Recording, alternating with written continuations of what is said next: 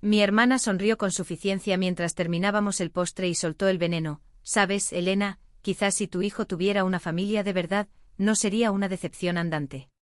En ese preciso instante sentí un frío calmar mi rabia.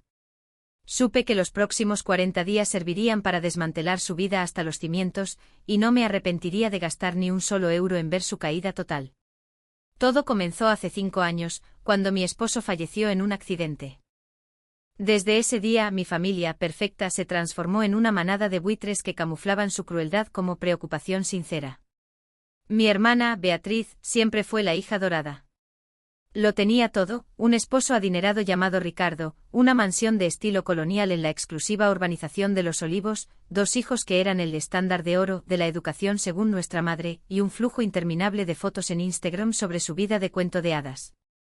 Para ellos, yo solo era un objeto de lástima. Una madre soltera que vivía en un pisito en la calle Mayor que en realidad ya había pagado por completo trabajando largas horas en una entidad financiera y supuestamente, llegando a duras penas a fin de mes. Nunca intenté convencerlos de lo contrario. Quería que mi hijo, Mateo, creciera entendiendo el valor del esfuerzo en lugar de medir a las personas por la marca de su coche. Pero Beatriz vio mi silencio como debilidad. En cada cena de los domingos de octubre encontraba la forma de pincharme. Mencionaba casualmente sus vacaciones en la Costa Azul mientras Mateo y yo veraneábamos en el parque del barrio. Mis padres siempre le seguían el juego. Mi padre miraba a Mateo con esa mirada paternalista que te hace querer gritar, y mi madre siempre me tendía sobres con 300 euros suspirando: «Tómalo, hija, cómprale algo de ropa decente al niño». Soporté todo por Mateo. Quería que tuviera abuelos. Pero no me di cuenta de cuánto daño le hacían esos comentarios. Hace un mes me preguntó si era su culpa que su papá hubiera muerto, porque Beatriz había dicho en Semana Santa que éramos media familia. Algo se rompió dentro de mí. Pero en lugar de explotar, empecé a investigar. Verás, Beatriz no sabía un pequeño detalle. Yo no solo trabajo en un banco. Soy la directora regional de riesgos, la más joven en la historia de la provincia. Y por mi escritorio pasan documentos que pueden convertir una vida perfecta en cenizas en segundos. Hace 3 semanas, saltó una alerta en mi sistema por una hipoteca impagada. La dirección me resultó dolorosamente familiar: la mansión de Beatriz. Resultó que su exitoso marido había perdido su empleo hacía 8 meses, y habían estado viviendo de tarjetas de crédito, manteniendo una ilusión de riqueza. Debían al banco más de 15.000 euros, y el proceso de embargo ya había comenzado. Pero lo más irónico es que, durante los últimos 3 meses, yo había estado transfiriendo en secreto 1.000 euros mensuales a su cuenta hipotecaria desde mis ahorros personales. Lo hice de forma anónima, simplemente porque no quería que mis sobrinos se quedaran en la calle. Esperaba que Beatriz se ablandara al sentir un apoyo invisible. Qué equivocada estaba. La cena de anoche empezó como siempre.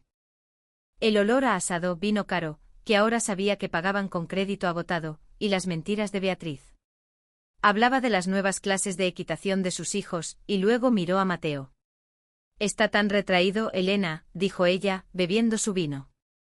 «¿No deberías llevarlo a un especialista?» En entornos tan incompletos, los niños suelen tener retrasos madurativos. Mi padre asintió: «Beatriz tiene razón. El chico necesita disciplina, una figura masculina. Trabajas demasiado y él está solo». Miré a Mateo. Tenía las orejas rojas de vergüenza y apretaba el tenedor con fuerza. En ese momento lo supe: el tiempo del silencio había terminado. Saqué una carpeta que llevaba en el bolso desde el martes. No quería hacerlo, pero cuando ella soltó ese comentario sobre que mi hijo era una decepción, abrí la cremallera de mi bolso. «Beatriz», dije con voz firme antes de seguir discutiendo la educación de mi hijo, ¿no quieres explicarles a papá y mamá por qué vuestra casa sale a subasta pública en 40 días? La mesa quedó en un silencio tan pesado que se oía el tic-tac del reloj del pasillo. El vino se congeló en la copa de mi hermana. Se puso tan pálida que parecía un fantasma. Era el principio del fin de su mundo de cristal, y yo iba a disfrutar cada segundo del colapso. El silencio en el comedor era sofocante, de ese tipo de aire espeso que hace que te duelan los pulmones. Los ojos de Beatriz se dirigieron hacia Ricardo, cuyo rostro pasó de un bronceado saludable a un gris enfermizo en cuestión de segundos. El tenedor de mi madre chocó contra la porcelana fina, un sonido que resonó como un disparo en la sala. Durante 5 años, yo había sido la espectadora silenciosa de mi propia vida, la hermana desafortunada, que tenía suerte de ser invitada a estas opulentas cenas de domingo. Pero mientras observaba cómo la máscara de perfección se agrietaba en el rostro de Beatriz, no sentí alegría. Sentí una claridad fría calculadora. Comprendí que mi familia no solo me compadecía, necesitaban que yo estuviera por debajo de ellos para sentir que ellos estaban en un pedestal. ¿De qué estás hablando, Elena? Ladró finalmente mi padre con esa irritación familiar que reservaba para cuando yo alteraba la paz. ¿Subasta? No seas ridícula. A Beatriz y Ricardo les va excepcionalmente bien. Ricardo cerró aquel gran contrato de consultoría el trimestre pasado. Miré a Ricardo, quien observaba fijamente su filete, con las manos temblando visiblemente bajo la mesa. Él lo sabía. Sabía exactamente lo que yo había visto en mi pantalla de la oficina. Sabía que ese contrato era una mentira para encubrir que su empresa lo había despedido hacía 8 meses por una reestructuración. ¿Es eso cierto, Ricardo? Pregunté con voz casual. ¿Fue antes o después de que el banco enviara el primer aviso de impago en septiembre? ¿O quizás fue cuando llegó el segundo aviso en octubre? Me eché hacia atrás, cruzando los brazos. Ya no miraba a mis padres, miraba a Beatriz. Su sonrisa de suficiencia había desaparecido, reemplazada por un tic en la comisura de la boca. Parecía un animal acorralado, pero incluso entonces, su instinto no fue la honestidad, sino el ataque. Mientes, siseó. Estás resentida porque nosotros tenemos un hogar de verdad y tú estás atrapada en ese piso de la calle Mayor. Intentas rebajarnos a tu nivel porque no soportas ver a Mateo fracasar mientras mis hijos triunfan. En ese momento me di cuenta de que Beatriz no solo estaba en apuros, estaba delirando. Había pasado tanto tiempo construyendo esa fachada en redes sociales que se creía sus propias mentiras. No tenía idea de que yo era quien autorizaba su estilo de vida. No sabía que cada vez que publicaba una foto de sus zapatos de diseñador de 800 euros o su escapada de fin de semana a Andorra, yo veía su deuda creciente en mi monitor, preguntándome cuánto más aguantaría el castillo de naipes. No miento, Beatriz. Soy la directora de riesgos del mismo banco que tiene vuestra hipoteca, dije sin emoción. No solo veo números. Veo los expedientes judiciales. Veo el calendario de embargos. Y vuestros nombres están al principio de la lista para el próximo mes. Mi madre alargó la mano hacia el brazo de Beatriz. Hija, dile que se equivoca. Dile a tu padre que esto es un malentendido. Pero Beatriz no podía hablar. Estaba hiperventilando bajo su costosa blusa de seda de Zaragoza. Sin embargo, lo más doloroso no fue su cara, sino Mateo. Me miraba con ojos muy abiertos y confundidos. Había pasado años escuchando que teníamos dificultades, y ahora veía cómo los ídolos de barro se desmoronaban. Ricardo, dijo mi padre con un tono peligrosamente bajo. ¿Hay algo de verdad en esto? Ricardo finalmente levantó la vista. Parecía destrozado. Las cosas han estado apretadas, Arturo susurró. El mercado cambió. Pensé que podría vender unas propiedades para cubrir el hueco, pero los tipos de interés. Beatriz soltó una carcajada aguda. ¿Apretadas? Diles la verdad. Elena se lo inventa porque tiene envidia. Se giró hacia mí con los ojos inyectados en sangre. ¿Te crees muy lista por sentarte tras un escritorio? No eres nada. Eres una viuda que no pudo ni mantener a su marido vivo, y ahora intentas matar a mi familia también. La habitación se quedó gélida. Mi madre ahogó un grito. Pero yo no parpadeé. Saqué una hoja de mi carpeta, el registro de las transferencias mensuales de 1.000 euros de mi cuenta personal a su hipoteca. La deslicé sobre la mesa hacia Beatriz. He estado pagando vuestras facturas durante 3 meses, Beatriz. Mientras tú insultabas mi forma de criar a mi hijo y te burlabas de su desarrollo, yo era lo único que mantenía un techo sobre tus hijos. Vi cómo sus ojos escaneaban el documento. Vi la comprensión de que su enemiga había sido su benefactora secreta. Y entonces vi lo más repugnante, la vergüenza en sus ojos se transformó de nuevo en rabia. No quería mi ayuda, quería mi sumisión. Yo no pedí tu caridad. Gritó arrugando el papel y lanzándomelo. Hiciste esto para sentirte superior. Estabas esperando el momento perfecto para humillarme. Se puso de pie bruscamente. Quédate con tu dinero sucio. No lo necesitamos. Ricardo conseguirá el dinero. Papá nos ayudará. ¿Verdad, papá? Miró a nuestro padre suplicante. Pero por primera vez en su vida, mi padre no saltó inmediatamente a defenderla. Él miraba el papel arrugado en el suelo, luego a mí, y de nuevo a su hija adorada. La tensión estaba en el punto de ruptura. Mi padre no buscó su chequera. Ni siquiera miró a Beatriz. Se quedó observando el papel arrugado en el suelo como si fuera una herida abierta. El aire en el comedor se volvió pesado, cargado con el olor de una comida cara que nadie podía tragar. Beatriz seguía de pie con el pecho agitado, esperando que el patriarca interviniera y arreglara su mundo como siempre lo había hecho. Pero el silencio se prolongó durante 20 segundos, y con cada tic-tac del reloj, la presión en la sala aumentaba. ¿Arturo? Susurró mi madre con voz trémula. Di algo. Tenemos que ayudarlos. Son familia. Mi padre finalmente levantó la vista, pero sus ojos no estaban en Beatriz. Estaban fijos en mí. ¿Has estado pagando su hipoteca a Elena? ¿Durante 3 meses? ¿Sin decirnos una palabra? No sonaba agradecido. Sonaba ofendido. Era el mismo tono que usó cuando decidí volver a trabajar en lugar de mudarme a su casa de invitados tras el funeral. No le gustaba que yo tuviera un poder que él no me había otorgado. Lo hice porque no quería que los niños perdieran su hogar, dije, mi voz cortando el aire como una cuchilla. Pero también lo hice porque quería ver hasta dónde llegaría Beatriz. Quería ver si había algún límite para la arrogancia de una mujer que vive de la lástima de su hermana mientras la llama fracasada. Beatriz dejó escapar un sonido entre sollozo y gruñido. Eres un monstruo, Elena. Nos tendiste una trampa.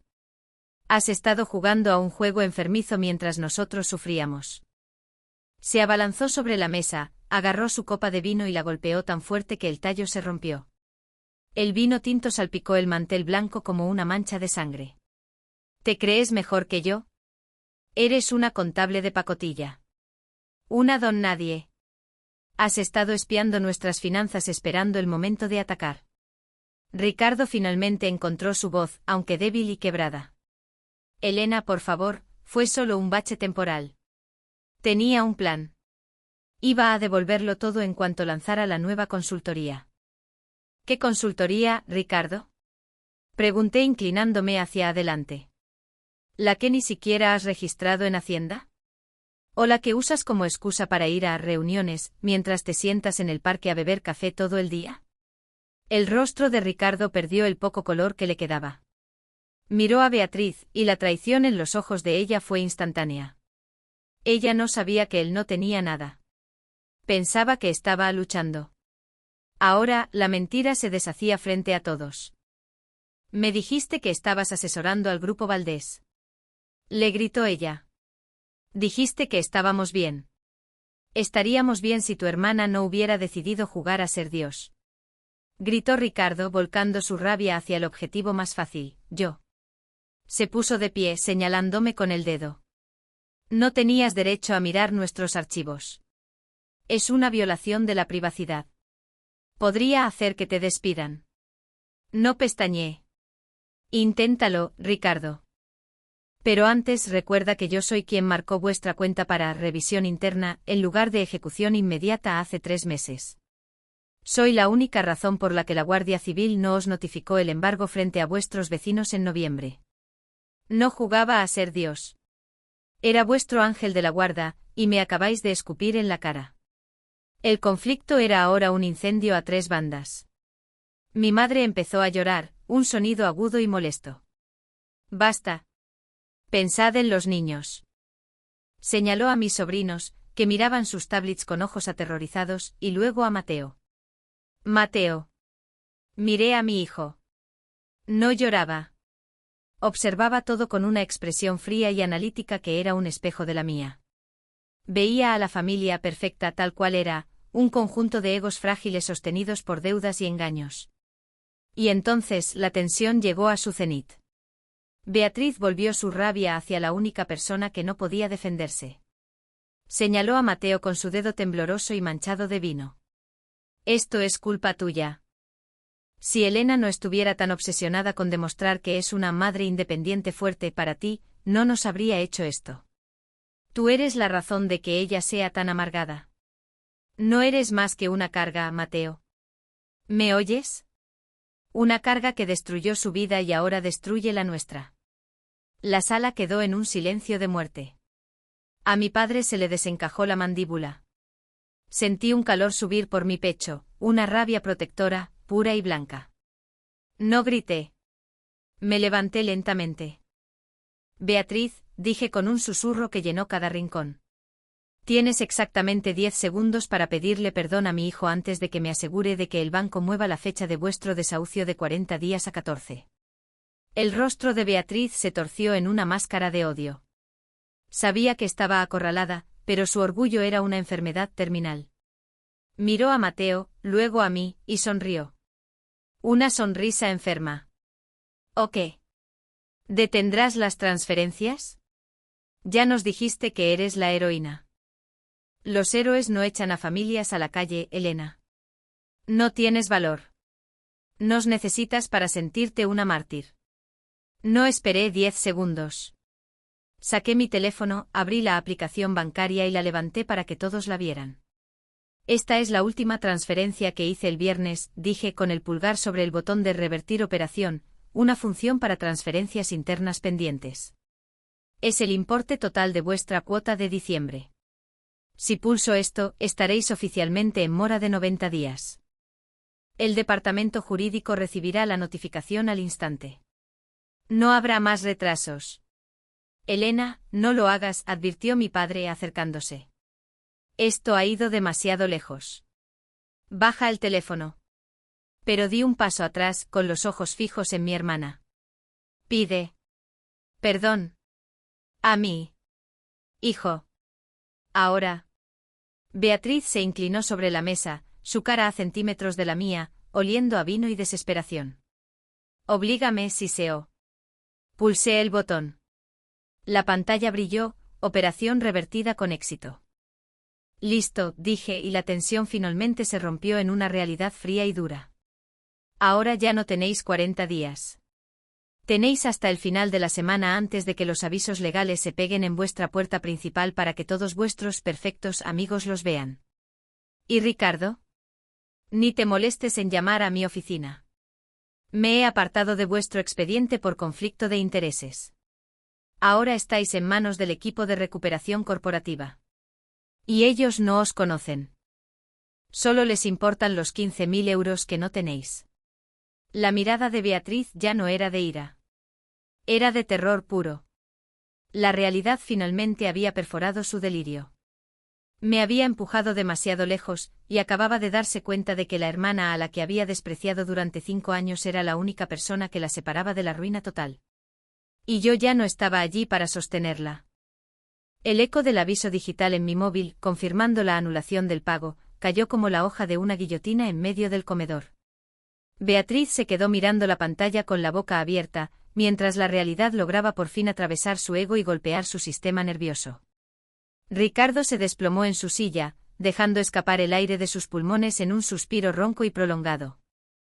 Durante años me habían tratado como una red de seguridad que podían pisotear a su antojo, sin imaginar que la red era, en realidad, una trampa.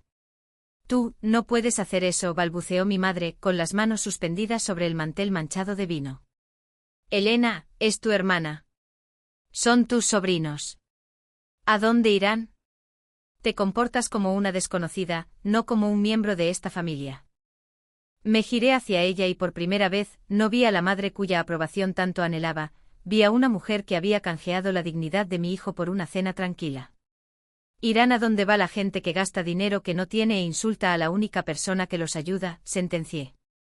Y en cuanto a la familia, mamá, perdiste el derecho a usar esa palabra en el momento en que permitiste que Beatriz llamara carga a Mateo. Mi padre se enderezó, intentando recuperar su autoridad. Basta. Ricardo, Beatriz, id al salón. Elena, vamos a sentarnos y a organizar un préstamo. Yo cubriré los atrasos y tú arreglarás este lío con el banco mañana mismo. No permitiré que el apellido de la familia se arrastre por el fango por una riña de hermanas. Lo dijo con tanta seguridad, como si su libreta de cheques pudiera borrar la última hora. Lo miré y casi me echo a reír. Ese es el problema, papá. No puedes. Saqué un segundo documento de la carpeta. Sé por qué tienes tantas ganas de proteger su casa perfecta. Es porque usaste vuestro propio chalet como aval para el préstamo de expansión de negocio de Ricardo hace 2 años. Si su casa entra en ejecución hipotecaria, el banco activará una cláusula de incumplimiento cruzado. Irán a por vuestra propiedad para liquidar la deuda. La sangre desapareció del rostro de mi padre. El silencio fue tal que podía oírse el zumbido de la nevera. Este era el secreto que todos me habían ocultado. No solo protegían los sentimientos de Beatriz, protegían sus propios activos. Mis padres habían apostado su jubilación a las mentiras de Ricardo. ¿Lo sabías? Susurró mi padre con la voz quebrada. Lo descubrí ayer, respondí. Pasé toda la noche buscando una forma de reestructurar la deuda para que no os afectara. Iba a comprar la deuda al banco personalmente con mis ahorros. Iba a salvaros a todos, a pesar de todo. Hice una pausa, mirando a Beatriz, que se sujetaba el estómago como si estuviera enferma. Pero entonces vine aquí esta noche. Escuché cómo te burlabas de mi marido fallecido. Vi cómo rompías el espíritu de mi hijo. Y me di cuenta de que al salvar vuestra casa, mantendría a Mateo en una prisión bajo vuestro juicio por el resto de su vida. Beatriz levantó la vista con los ojos desorbitados. ¿Vas a dejar que papá y mamá pierdan su casa solo para vengarte de mí? ¿Eres así de ruin? Miré a Mateo. Estaba junto a la puerta, con su abrigo en la mano, esperándome. Parecía mayor de 10 años. Parecía haber visto suficiente. No se trata de venganza, Beatriz. Se trata de una elección, dije. Tengo suficiente en mis ahorros para liquidar la deuda completa mañana mismo. 200.000 euros, para ser exactos. Podría salvar tu casa, la de papá y la reputación de Ricardo con una sola firma. La esperanza que brotó en la sala fue casi patética. Mi madre buscó mi mano con un afecto repentino y falso. Ricardo se enderezó con una disculpa desesperada formándose en sus labios. Incluso Beatriz se puso recta, preparándose para aceptar la caridad que acababa de despreciar. Pero aquí está el dilema, continué, endureciendo la voz. Si os salvo, le enseño a mi hijo que el amor significa premiar a quienes te dañan. Le enseño que el dinero puede comprar la crueldad. Así que he decidido daros una opción. Pagaré la deuda y salvaré ambas casas esta noche bajo una condición. Beatriz, tienes que firmar un documento legal admitiendo que mentiste sobre tus finanzas, que has vivido de mi dinero, y aceptar que nunca volverás a ver ni a hablar con Mateo. Renuncias a tu papel de tía. Te conviertes en un fantasma para nosotros. La sala se estremeció. Era un ultimátum brutal. Le pedía elegir entre su orgullo y la supervivencia de sus padres. «¿Estás loca?», susurró Beatriz. «¿Me pides que me corte de mi propia familia?» «No», la corregí. «Te pido que te alejes de mi hijo. Puedes quedarte con la casa, el estatus y las mentiras. Simplemente no puedes tenernos a nosotros». Miré mi reloj. «Tienes hasta que termine la cena para decidir. Si no firmas, la anulación se mantiene, el embargo procede y la casa de papá se va con la tuya. Tú eliges, Beatriz». Me senté de nuevo y cogí el tenedor. Pero el silencio era ahora una bomba de relojería. Cada persona en esa mesa se veía obligada a pesar el valor de su vida, perfecta, frente al coste de su arrogancia. Y yo sabía, mejor que nadie, que el orgullo de Beatriz era lo más caro de toda la habitación. El tic-tac del reloj de pared en el pasillo se sentía como un martillo golpeando un clavo. Beatriz miró la carpeta, luego a nuestros padres y finalmente a la copa de vino hecha añicos sobre la mesa. Su rostro era una tormenta de emociones, humillación, codicia y un odio profundo que ya no podía esconder tras una sonrisa falsa. Mi padre se inclinaba sobre la mesa, suplicándole con la mirada. Beatriz, firma de una vez, siseó él, con la voz quebrada por la desesperación. Es solo un papel. Lo perderemos todo si no lo haces. Los ojos de Beatriz se clavaron en los suyos. Un papel. Está intentando borrarme. Quiere tener esto sobre mi cabeza para siempre. Se giró hacia mí, con voz aguda y rota. ¿Crees que has ganado, verdad? ¿Crees que puedes comprar a mi familia y luego echarme? Eres lo que siempre has sido, fría, calculadora y despiadada. No me extraña que estés sola. No respondí. Solo miré mi reloj. 2 minutos, Beatriz. O firmas el acuerdo y llamo a la línea de emergencia del banco para detener la anulación, o cruzamos esa puerta. Si nos vamos, el proceso se automatiza. Ni siquiera yo podré detenerlo cuando den las 12. El aire en la sala era tan fino que parecía que estábamos en la cima de una montaña. Ricardo le susurraba algo, probablemente rogándole que le salvara el pellejo, pero ella lo apartó. Agarró el bolígrafo que yo había puesto sobre la mesa con una mano que temblaba tanto que la tinta manchó la hoja. Garabateó su nombre, una firma sucia y furiosa que parecía más una cicatriz que un nombre. Me lanzó el bolígrafo, golpeándome en el hombro antes de caer al suelo. Ya está. ¿Eres feliz ahora, zorra? Has salvado las casas. Ahora lárgate de mi vista. Recogí el papel, lo doblé con cuidado y lo guardé en mi carpeta. Saqué el teléfono, hice una llamada de 60 segundos al gestor de guardia del banco y confirmé la autorización para la retención de la deuda. Al colgar, la tensión no se disipó, solo cambió de forma. Mis padres parecían aliviados, pero no se atrevían a mirarme. Ricardo miraba a la mesa, con su éxito oficialmente marcado como una farsa. Y Beatriz sollozaba con la cabeza entre las manos, el sonido de su vida perfecta rompiéndose definitivamente. Nos vamos ahora, dije, levantándome y buscando la mano de Mateo. Elena, espera, dijo mi madre, dando un paso hacia nosotros. Parecía que quería abrazarme, pero retrocedí. Deberíamos hablar de esto. El próximo domingo, tal vez. Podemos superar esto. La miré y por primera vez en mi vida, no sentí absolutamente nada. Ni rabia, ni necesidad de su amor, ni deseo de ser comprendida. No habrá un próximo domingo, mamá, dije en voz baja. No hice que Beatriz firmara eso por maldad. Lo hice porque necesitaba ver si valoraba más su orgullo que vuestro hogar. Dudó mamá. Casi permite que perdierais vuestra casa solo para no admitir que es un fraude. Esa es la familia que habéis elegido por encima de mí durante 30 años. Mientras Mateo y yo caminábamos hacia el coche, el aire fresco de la noche se sintió como una bendición. Le puse el cinturón y me senté al volante apoyando las manos en el cuero.